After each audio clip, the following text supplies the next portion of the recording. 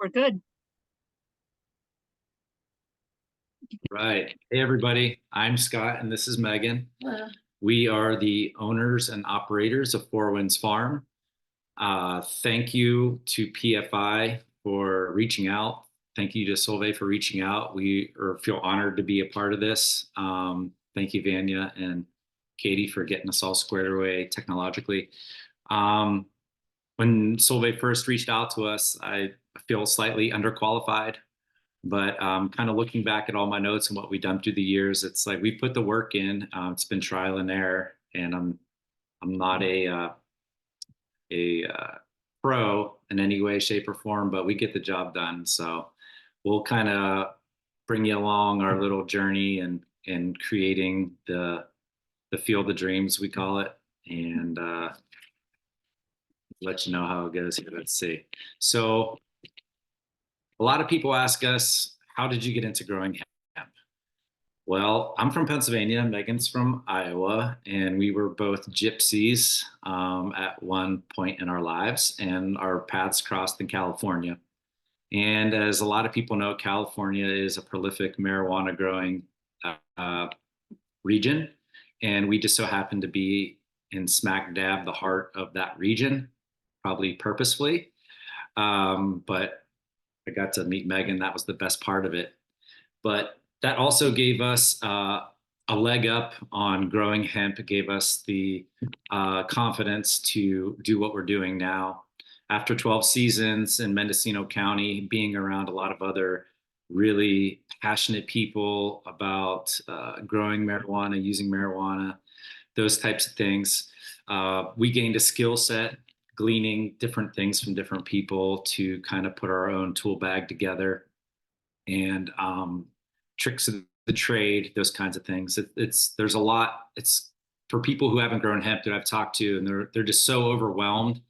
And I'm overwhelmed when I grow something new too. I've been growing vegetables and fruit, but mostly vegetables for a long time. But growing something new is scary sometimes. So having that confidence was huge. Also, Megan helped run a lavender farm for 8 years. She helped distill the lavender and she made all their topical products. She also was involved with a herbal apprentice program. It was a all ladies, which was super cool, and they learned about herbs, their uses, how to infuse them into oil, how to make different products, and so that really got us in the position we are now. So in 2018, we moved to Iowa. We had children, and it was just time to get closer to family. So we bounced out of California, and in that time, the 2019 Farm Bill had just passed, and we decided that, hey, let's just try to get ourselves in position to grow some hemp. And so, just a little bit about us. We grow organic CBG hemp flower and other medicinal herbs that we use to make our product line. CBG is much different than CBD. Has less THC than CBD, and it's ideal for Iowa or anybody growing hemp. CBG, when you grow it, you can get up to 15% CBG and still be well under the federal limit for THC, whereas CBD, you might be looking at 8%. So you get more bang for your buck with the CBG, and it's a lot better too. And I'm very vague when I say a lot better, but it's just that's for another time, I guess. We're talking about agriculture. Just a little bit more about us. The business has been trending in the right direction thanks to Megan's products, and we opened a store in Amana last spring on April 26th, and so that has been a huge asset to our business to reach people, to help people, to break the stigma of cannabis, and to be local support for people who need it. So we're just going to jump right in here. So in 2019, when we found out that when the Farm Bill went through, we immediately got in touch with iDolls and we're like, is this really going to happen in 2020? And it seemed like it was going to happen. So I ran out to our we don't have many open fields here on our property. It's mostly timber. But I ran out there all excited with the shovel and started digging around, and lo and behold, it was just hard and real yellow. And I was used to that fluffy soil that we would amend and take in any direction we wanted to in California in those big pots. And that was going to be a challenge for me. And it's proven still to be a challenge, but we're grateful for that space. But we worked hard, Megan and I, reclaiming that field, pulling lots of small saplings out, lots of honeysuckle. There were walnut and some like prickly ash, and there were some dirt bike jumps from the neighbors and an old couch and stuff in a burn pile. It was kind of sad, but we got it all out of there, and that was the first step in our process. And so our first year's goals in 2020 were to nurture the soil as well as our plants by using sustainable farming practices to the best of our ability. Planting cover crops, minimal tillage, protecting the soil, and incorporating OMRI listed products to ensure our plants have a mineral rich soil to thrive in. Mineral rich was really the key word there. The more mineral rich your soil is, the better quality hemp that you have with a higher cannabinoid profile. The more cannabinoids you have, the more fuel you have for your endocannabinoid system.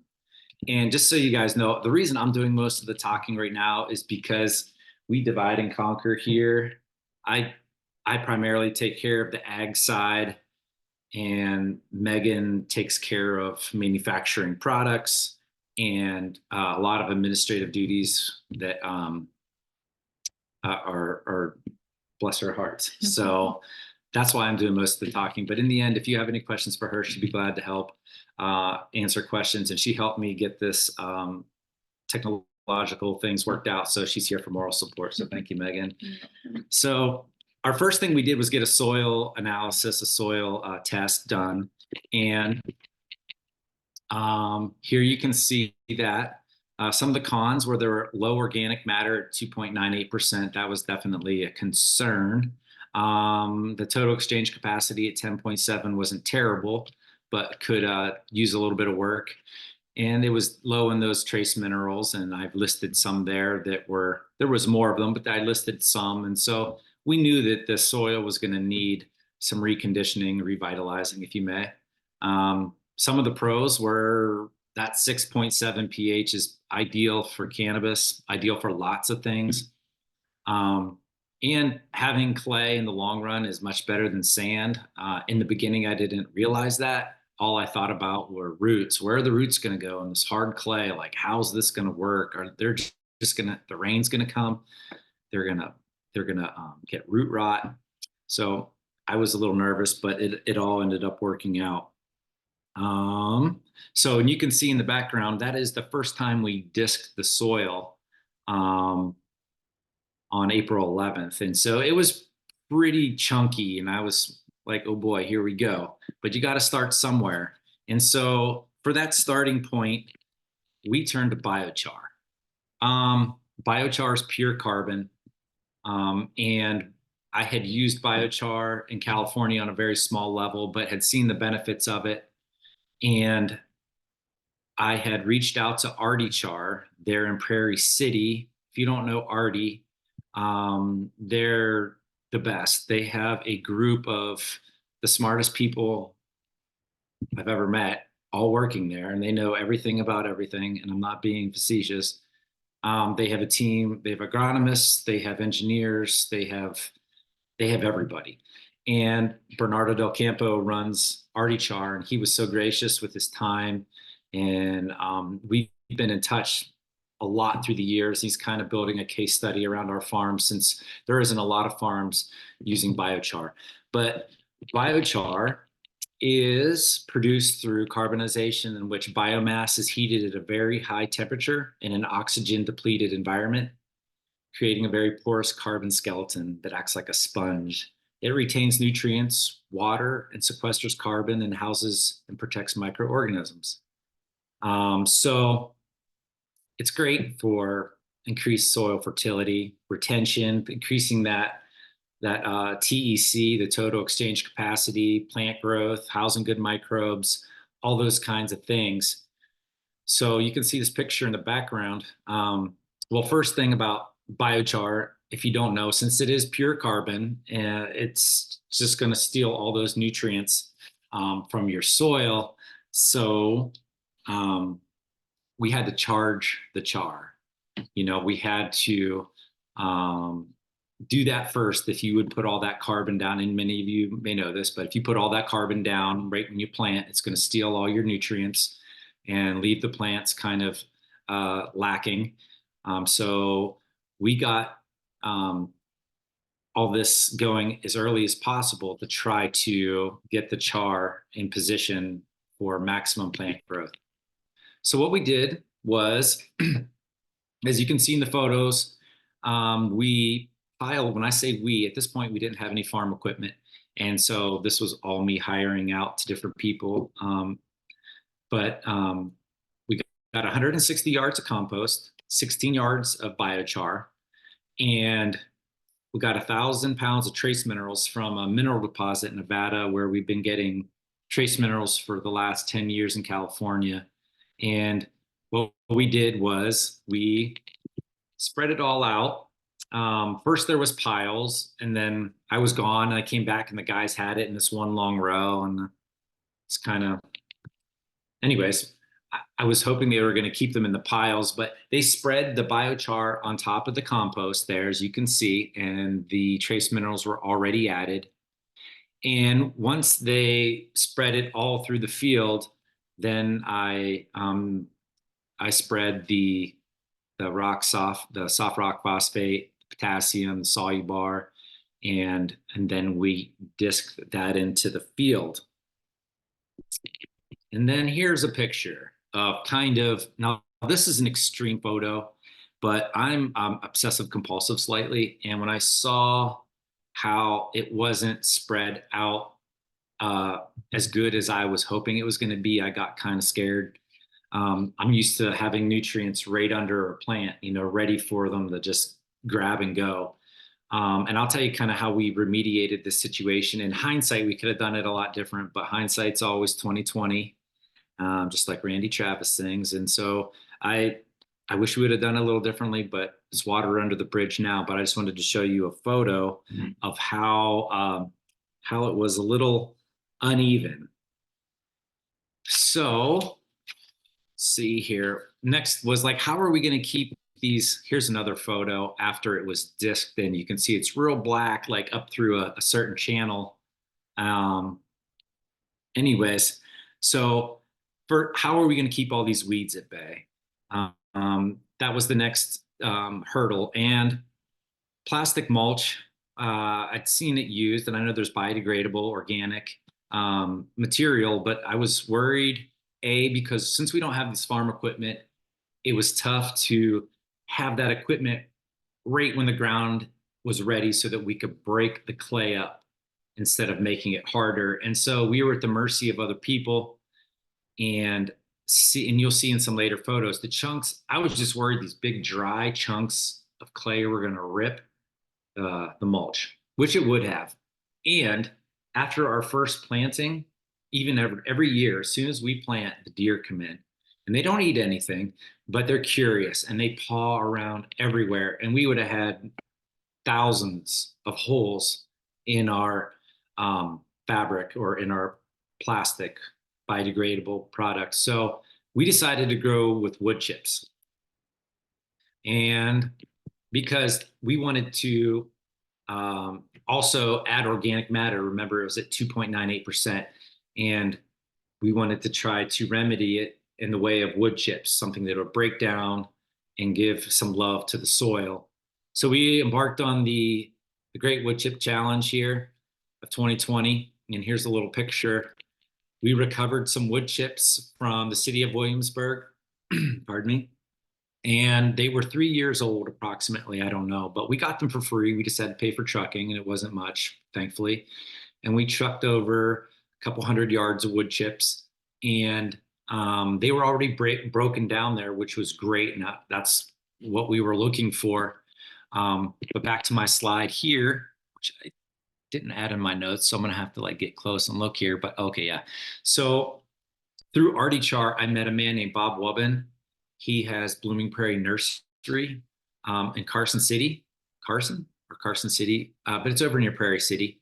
And Bob propagates um, wildflowers, seeds, but he also does worm castings. And I got to see firsthand at his place all these wood chips he had, and he was creating this what he called a ready-to-use fertilizer. And we would take a tote, put in biochar, worm castings, some compost, fill it with water, and then connect just a trash pump.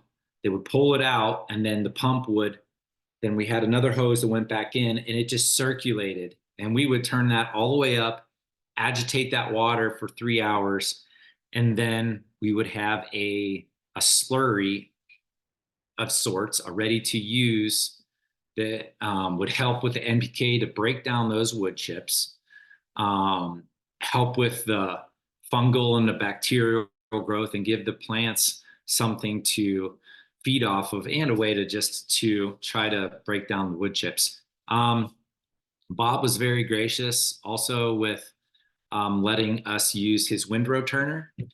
So he dropped off his skid loader, and what we did was we made rows and then made up batch after batch and sprayed down these rows with the ready to use, and then got a thermometer, got it up to temp, windrow it over, and we flopped the mulch, I think 3 times in about an 8-week period.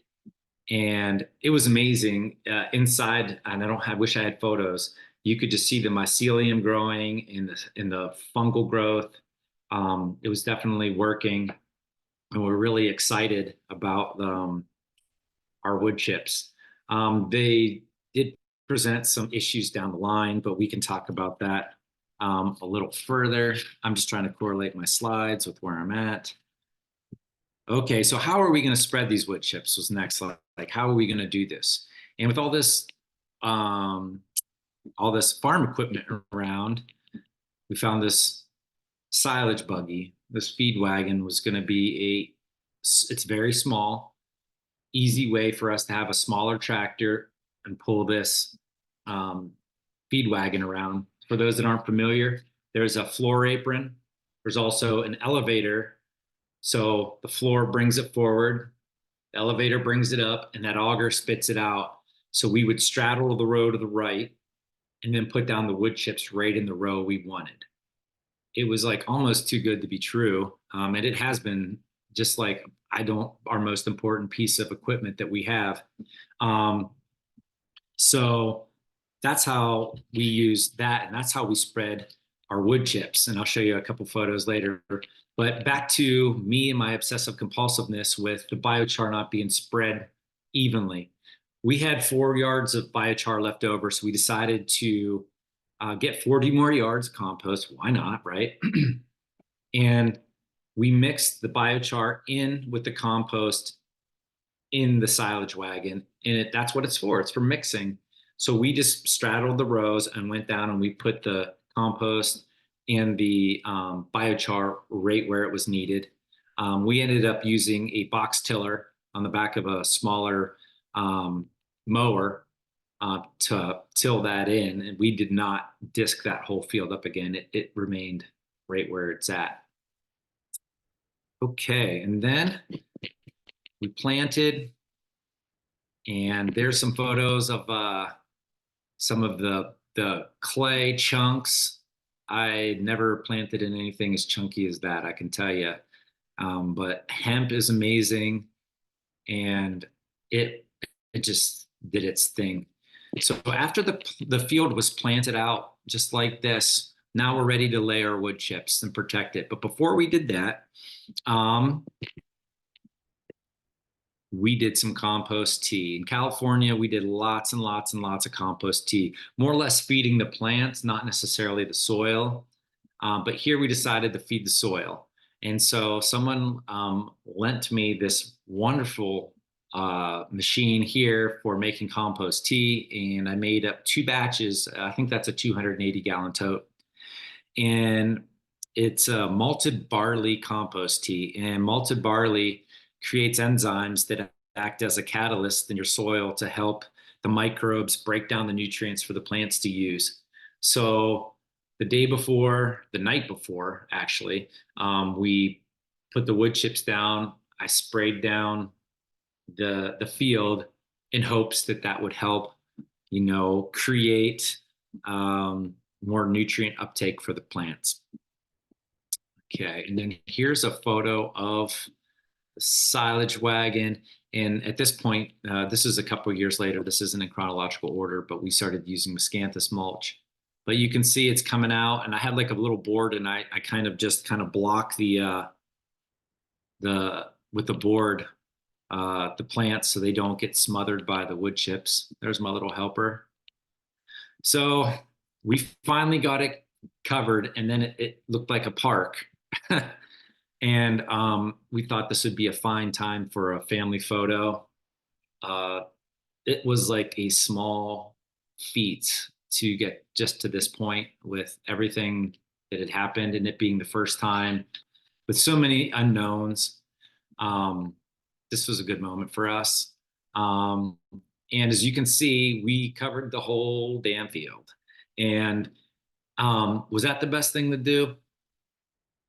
I think in the long run, maybe not, but you live and you learn. And so here is a few photos. I'm just gonna of our first year. There's the plants there, boom, boom, coming along. We have a drip line. In years past, this is our first year. We ended up putting the drip line the underneath the wood chips because we found that the mice, rats, anything just wants to come and get water and they would chew on it. So it was safer underneath the wood chips. There's the alpha and the omega. There's the beginning and the end. So at the very end of 2020, we disked up the field in late September and planted jerry oats and radishes. It ended up being too late in the season and nothing really took. And this is also the first year in the last year that we pulled the stalks out within the same growing season. The reason I did that was because I wanted to get a cover crop in. Now we just let the stalks sit in over winter, and then you can just put your foot on them and pull them right out, and it makes so much more sense. But at that point in time, we tried to get our cover crop in. It didn't work, but that's okay.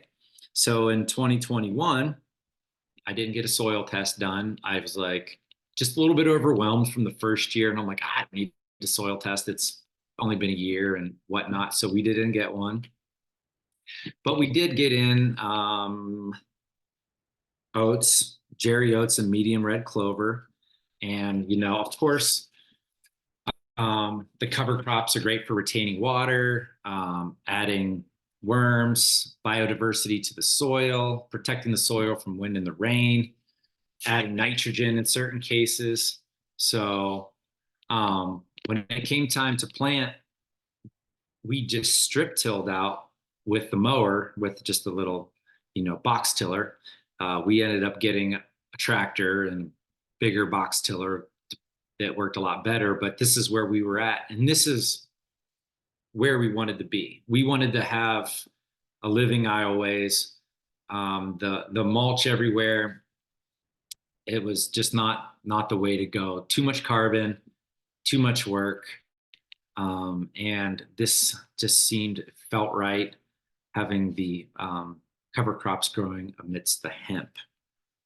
So, and this year we, like I was saying, we went over to Miscanthus because the mulch situation had big chunks in it that you couldn't see, and it was binding up the auger, the elevator.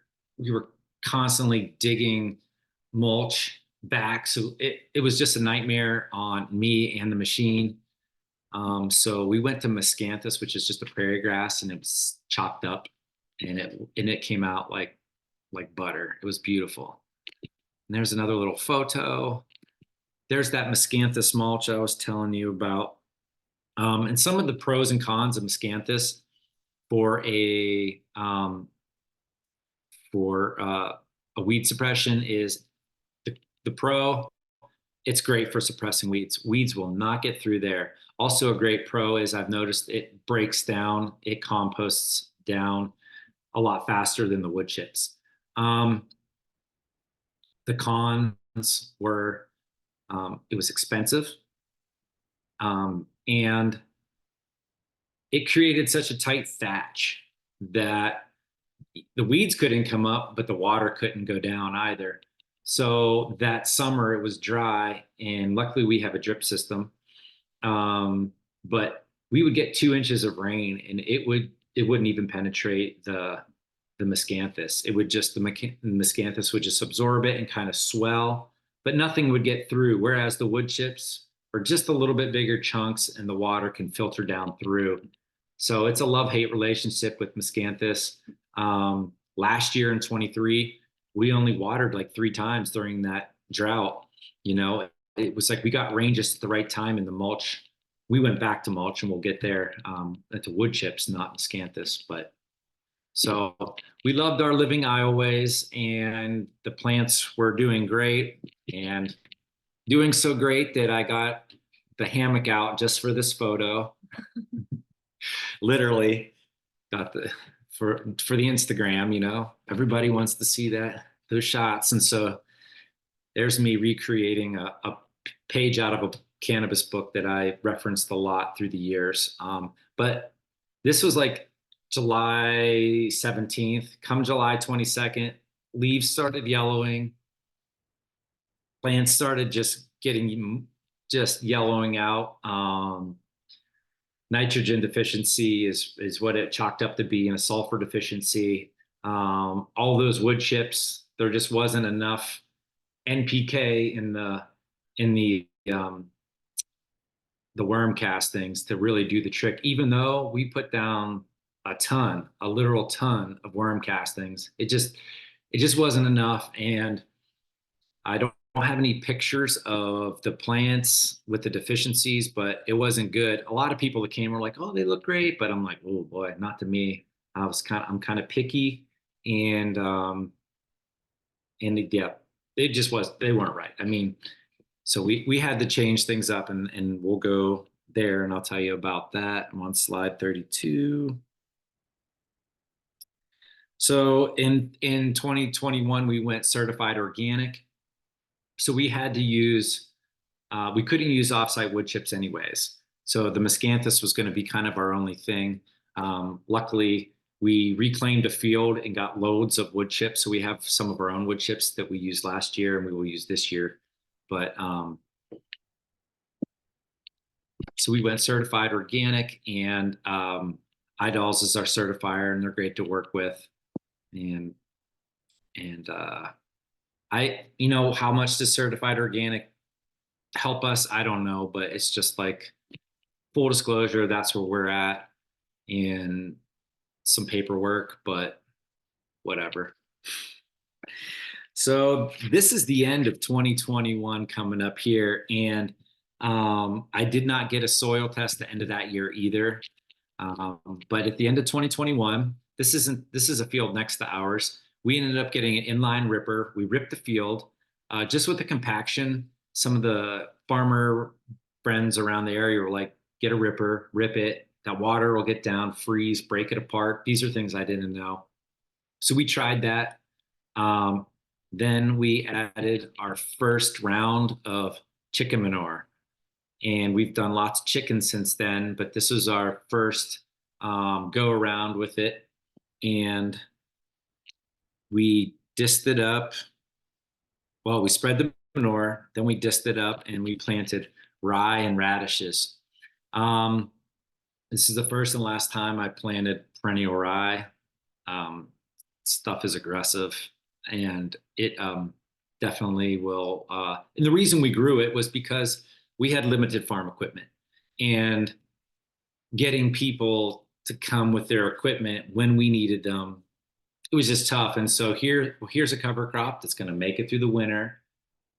that, and it hit the ground running as soon as the winter months start to warm up just a tad. So we were really pleased that with the rye in the beginning, because it was just there and it was going. And this isn't the best photo here, but here's disking up the rye. Goodbye rye, I think. Nope, that wasn't the end of the ride, let me tell you that. But I ended up, this is in 22. So in 22, real fast, I'm gonna backtrack. We did get a soil test, and it and the soil test came back. The organic matter was higher. It ended up being at 8.3, which I don't think I did the best job. I didn't have a soil like the plug, a proper soil. Well, I don't know what you want to call it, but to get a proper soil sample, but I do now. But we didn't need any, we need minimal trace minerals, no potassium, no phosphorus, anything like that. So then we planted Jerry oats and the medium red clover. And then in here, you can see that rye still coming up. We couldn't get rid of it. And there we have it. And there's my little helper here mowing down some of this cover crop so that we could get to our, just so we could strip till out and get where we needed to go. So the pH had been slowly rising, and I didn't talk about this, but it had gotten up to 7.4, and this was a concern. I added some elemental sulfur, I guess not enough. And our water is high too. So I created this backwoods dosatron here. I call it my hillbilly dosatron. And it's just this tote, and I would fill it up with water and then add citric acid and get it down to about 4.0 pH. And then that little Honda pump would pump it out of the tote into the main line, and there's a one-way valve, so the water can't come back up into the tote. So I was just dosing the water at 4.0, and it was coming out at right around 6.3, 6.5. And so for that whole year, we used this system to try to remediate the fact that we had a high soil pH. It did help. It did help. Where are we at on slide 41? I'm just trying to keep track here.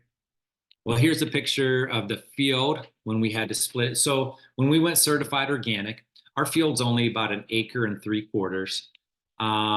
But they made us take the field and split it into two so that we crop rotate more. I thought we were crop rotating enough, but just not up to protocol for the certifiers at IDOLS, which is fine. So we split the field in half, and as you can see, there's that rye, oats. Can't see much clover. The clover didn't really take off as well. And there's the split there. And at this point, we decided that there's going to be no more disking the field up. We're going to go strictly strip till. We had some rain that spring that was devastating. It was like 2.5 inches in 50 minutes. And immediately my heart went out to every farmer that has ever lived. I have never seen anything like that. And there's a quote by, I think it's Dwight Eisenhower, that says, farming looks easy when your pencil's a plow and you're 1,000 miles from the cornfield.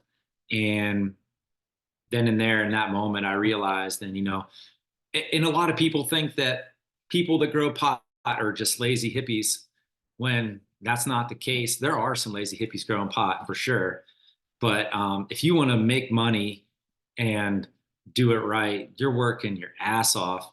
And in that same sense, a field farmer in Iowa, I just thought they sat in their cab, and nah, there's so much that goes into it. I mean, I was ignorant, and in that moment, a little light bulb went on, and I said, okay, that's it. We're gonna have living Iowa's. We're never gonna do anything again. We're just gonna strip till, and that did create some issues. And this side of the field that you're looking at right here, that's in 2022. on that side of the field, we haven't actually tilled that portion right there since, but we still haven't tilled it. We're going to be growing it in this year because we skipped a year. And I'll talk about that project. Okay, I'm rambling. There's the dog with some plants. There's another photo. There's some fruits of our labor. So at the end of 20, in the beginning of 23, I still did not get a soil test in the beginning of 23. I decided to start testing at the end of the year. So we did get a soil test at the end of 23. But with the store and wanting to really diversify in 2023, we planted 25 or more different medicinal herbs, flowers, cut flowers, dried flowers to have for the store, have bulk herbs. So that was really neat. And it sounds cliche, but growing medicinal herbs is very medicinal. It was just being around them, the scents coming through. There's not, I love the smell of cannabis, but um, the wafting of all the different medicinal herbs was tremendous, especially with the color and everything like that. I'm just going to flip through here real quick. You can see some bees down there in the bottom. We babysat some bees for the summer last year. That was awesome. So back to my picture here of when I told you that we didn't till. So this is from spring of 23. I'm sorry. What we did was we took the manure spreader, just spread the manure right on top of the mulch. And the hopes was that I could create compost on top instead of having to turn a pile. We have a tractor with no loader bucket. It's like having Kool-Aid with no sugar. So peanut butter with no jelly. So it was an epic, it was a fail. We are planting in this side this year, and there's still a lot of wood chips. But I will say this, when I say I mixed it, I would take the box tiller and drop it right down on the wood chips and just mix the wood chips with the chicken. And the idea was not to disturb the soil, but just create compost on top. In the midst of that dry summer last year, you could just move the mulch away, and down underneath there it was filled with worms. It was still moist. You could see fungal growth. You could see the soil web. It was really awesome. I wouldn't do that again that way, I don't think. But in a way, we were kind of busy, and I was like, well, here's a lazy man's way to try something new. And I don't know if I'll do that again. But okay. And I didn't mention this, but so we've been adding elemental sulfur and chicken, or been primarily what we've been putting down. And maybe some of you can help me, but my soil pH keeps going up, maybe because I'm not adding enough elemental sulfur, but that's been an ongoing issue. The plants are still producing. They can still produce at 7.5 pH, but they really ideally like it between, at 6.5, 6 to 7. So here's a little comparison of the soil tests by year. As you can see, that total exchange capacity jumped from 10.7 or 10.8 to 16. That was great. The organic matter, still only at 6.77%, but we were happy to see that. That 8.9, I think, might have been a faulty reading, but that's okay. And as you can see, that soil pH just keeps on the rise. But we haven't had to add any potassium or phosphorus, and the trace minerals have been pretty much taken care of. So our idea of having the biochar and it housing all those nutrients for hundreds of years feels like it's paying off. And we're moving in the right direction. So for the future here coming up, we're going to get back to cover cropping instead of letting it sit fallow. It's a little harder to do the cover crops in the rows, but it's biodiversity, it's protection, it's fertility. it's time consuming but rewarding. And I've used cover crop that doesn't need to be drilled very much, something I could just broadcast and roll, tamp it in. And so I'm kind of limited, and I'm trying to figure out some equipment that would help me. Um, and once you have that stand of cover crop, sometimes it's hard to get rid of it. And there's some issues that I'm trying to work out, and I'm still learning about. Um, because we're trying to do minimal tilling, and so you have to till those cover crops out sometimes, unless you have something that dies off in the winter or in the summer, like radishes. But this year we're going to experiment with worm or with worms with fungus.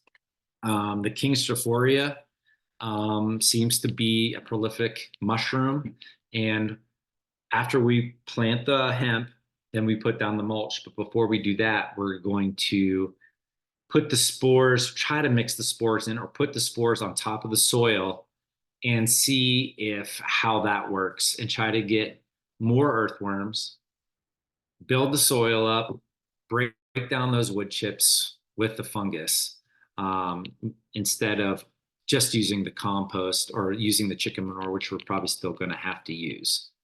Um, so we're kind of continuing on the same direction. Like I said, I went dormant on the cover crops, but now it's time to get back in it. With this warm weather here, we are going to be getting some clover going here in just a day or two or three, or maybe a week, but we'll just have to see. So that's kind of just like a wrap on what we're doing here to keep our soil as the best as we can get it, to produce a product that is above the rest, with a high cannabinoid profile.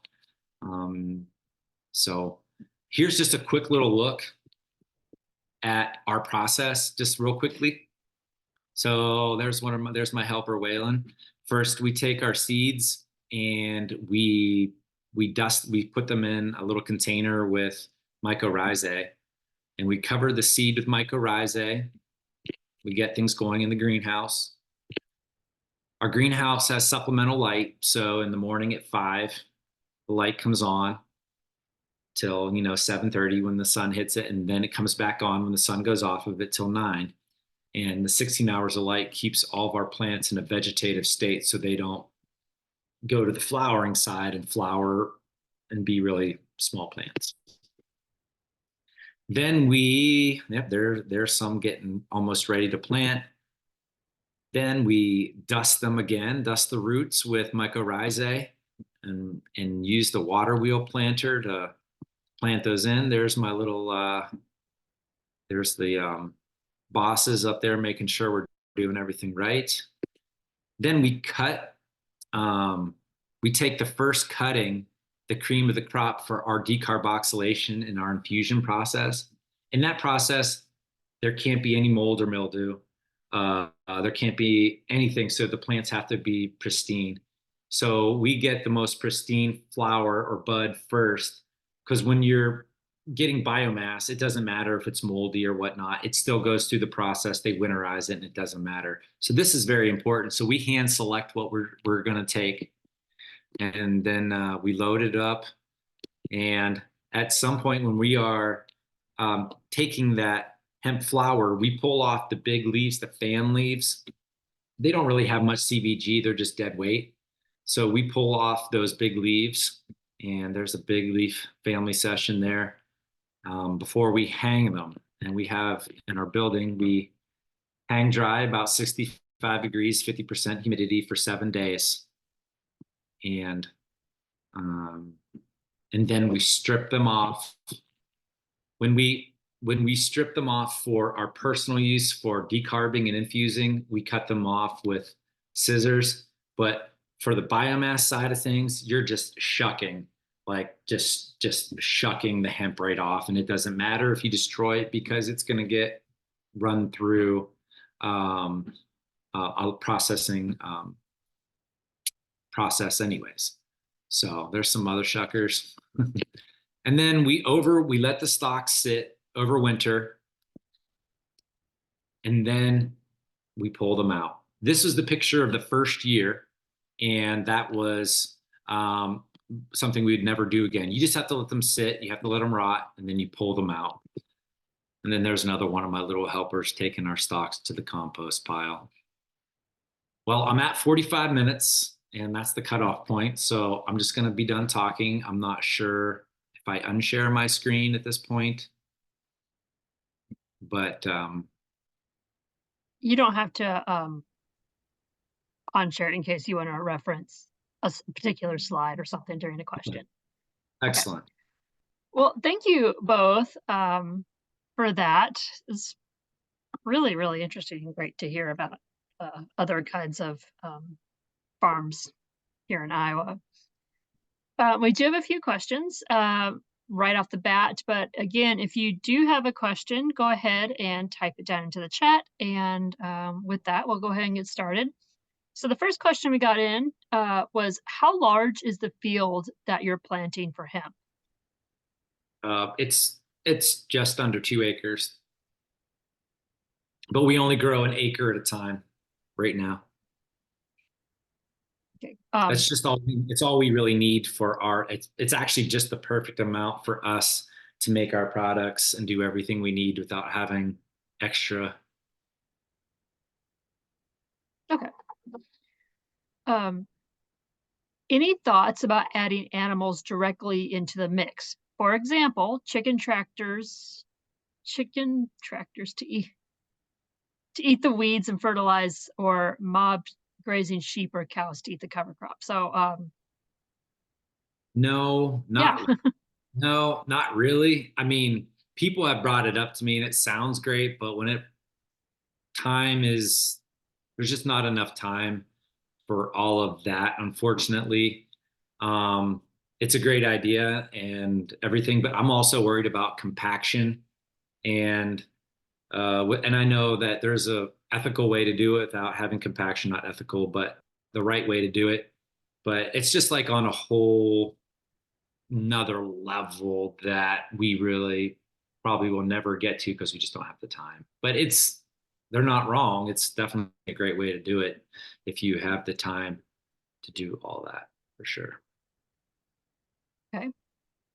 Oh, this is a good one. How did the living pathways help, if at all? Well, I would say how it helped was when mowing off the cover crops. So now it's not cover crop because now we're not ripping the whole field, but it not only does it add greenery, green manure when you mow it. It helped when a rainstorm comes, the whole field doesn't wash away. It helps keep the soil in place for one, and two, I think it really helps with biodiversity within the soil and water retention. Some people tell me that it's gonna suck all your water away. Like I said, we went through that drought last year and we watered 3 times and it wasn't even a heavy water. So I think the biodiversity, keeping the soil in place, and having the green manure was definitely a benefit. And it's less wood chips that you have to bring in. It's less weeding. By being able to mow the aisleway, we weren't having to pull the weeds that wound up into the wood chips that were in the aisle before. So it was a lot less weeding. All right. Thank you. What resources have you utilized to learn about improving soil quality and incorporating cover crops? So I think what kind of things did you reach out to learn more about that? The I would say just talking to other farmers who have cover cropped in the area and reading books, trial and error, but there wasn't any certain, I didn't ask PFI if that's what you mean. I just kind of went with it and read about it and did what I could do with the equipment that we had and with the time frame. It's all really delicate when you're using other people's equipment. It actually gives me a headache thinking about it. But so no, I didn't really just we live in a farming community, so I just talked to local farmers who were using cover crops mostly and just reading about it.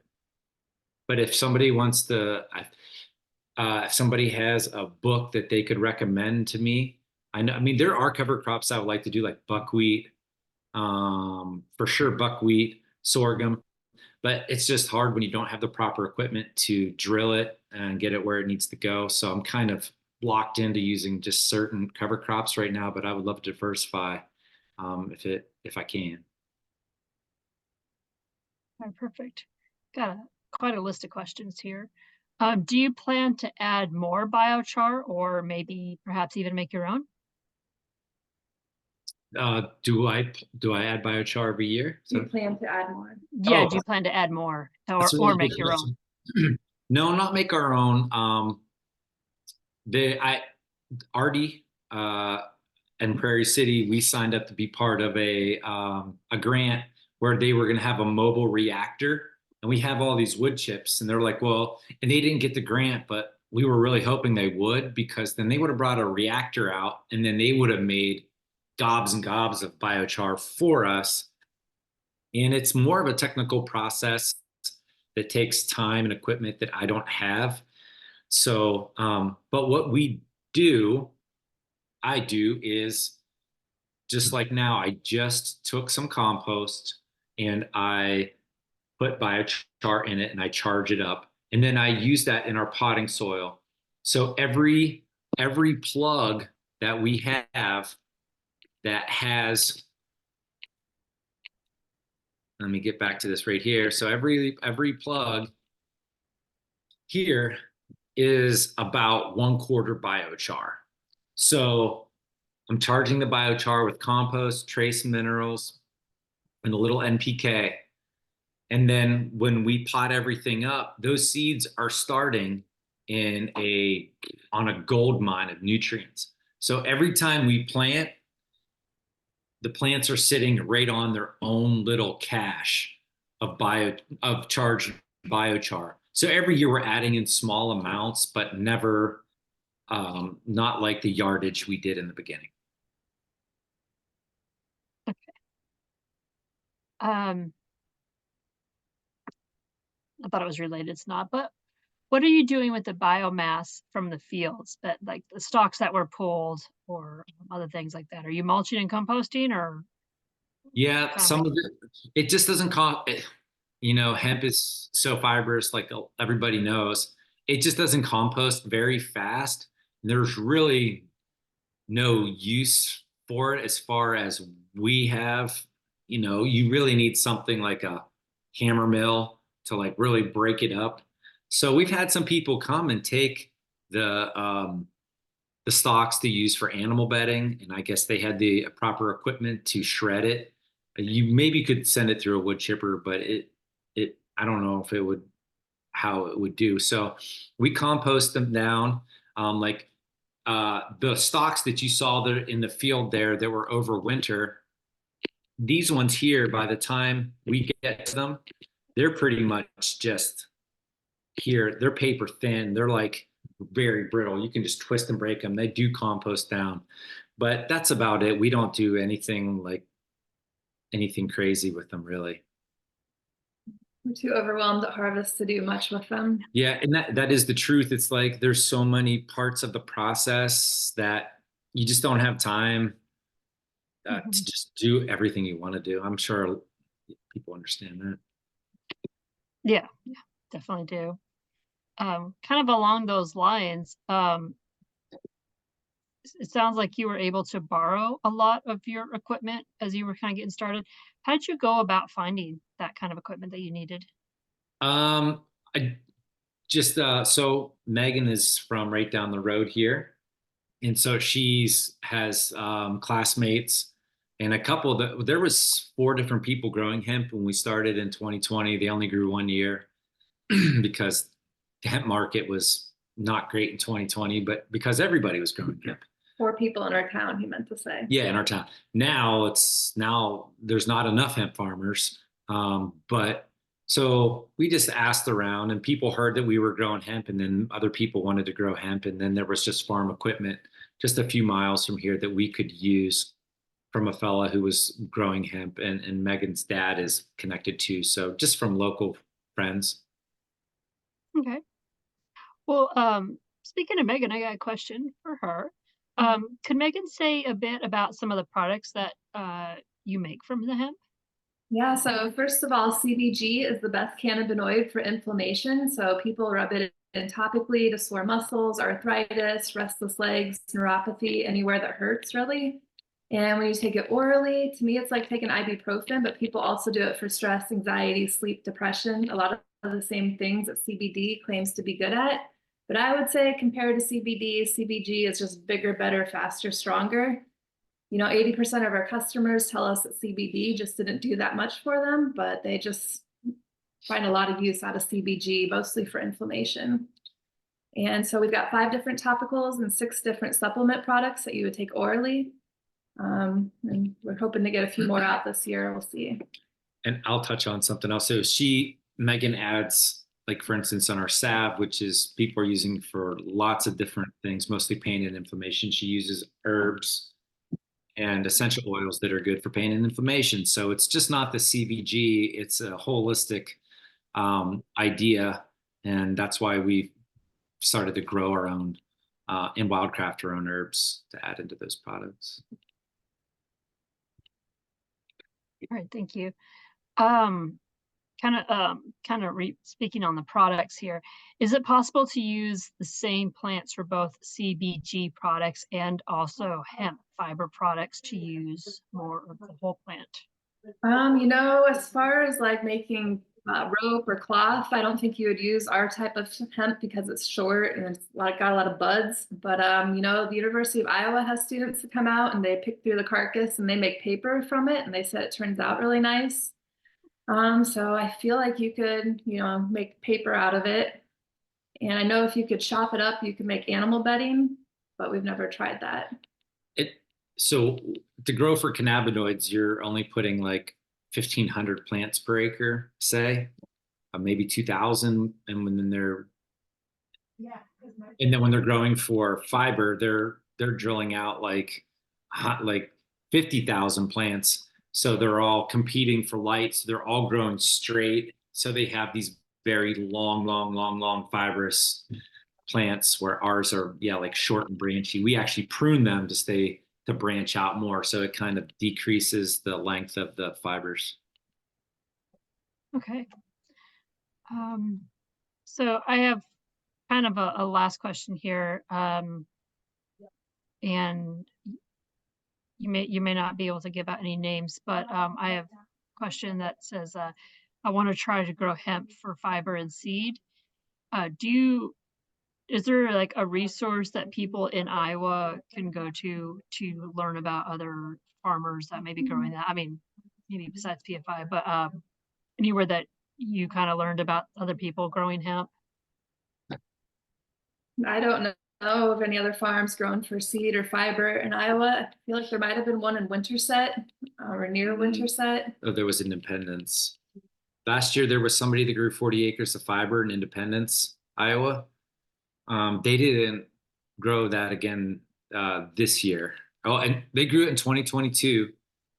They did not grow the 40 acres of fiber again in 2023. I don't know why, but there are, if you down in Kentucky, I bet if you got in touch with the University of Kentucky, they would have a very big list, because industrial hemp is really big in the Kentucky area. So, and not much resource here in Iowa. Yeah, we were told there's a place in Peoria that would buy biomass, bales of hemp. So maybe check out Peoria. In Minnesota, there's a tribe that's starting to produce hemp to extract the hurd to make hempcrete out of. So I feel like Minnesota, Wisconsin would probably be a good resource to investigate up there too. Iowa doesn't really have much of an industry around industrial hemp yet. All right, well, thank you.